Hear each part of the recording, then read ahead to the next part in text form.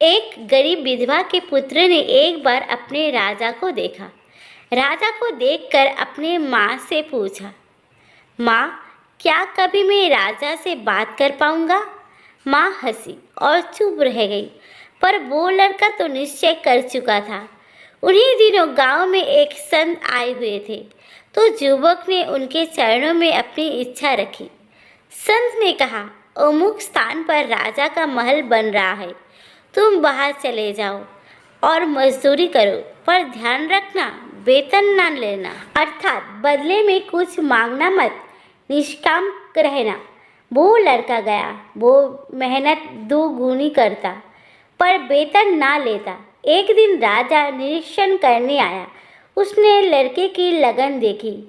प्रबंधक से पूछा, ये लड़का कौन है जो इतनी नम्रता से काम में लगा है? इसे आज अधिक मजदूरी देना। प्रबंधक ने विनय की, महाराज, इसका अजीब हाल है।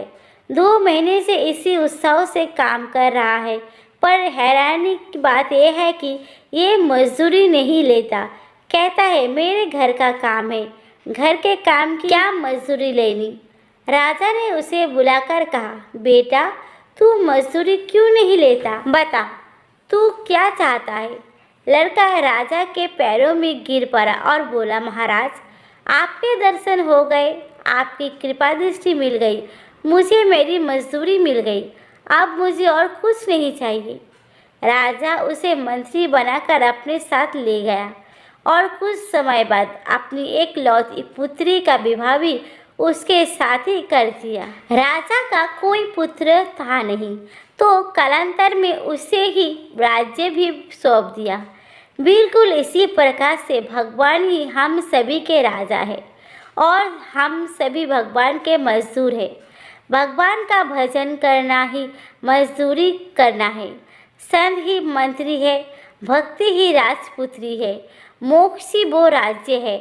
हम भगवान के भजन के बदले में कुछ भी ना मांगे तो वे भगवान स्वयं दर्शन देकर पहले संत से मिलवा देते हैं और फिर अपनी भक्ति प्रदान कर कालांतर में मोक्ष ही दे देते हैं। वो लड़का सकाम कर्म करता तो मजदूरी ही पाता, निष्काम कर्म किया तो राजा बन बैठा। यही सकाम और निष्काम कर्म के फल में भेद है।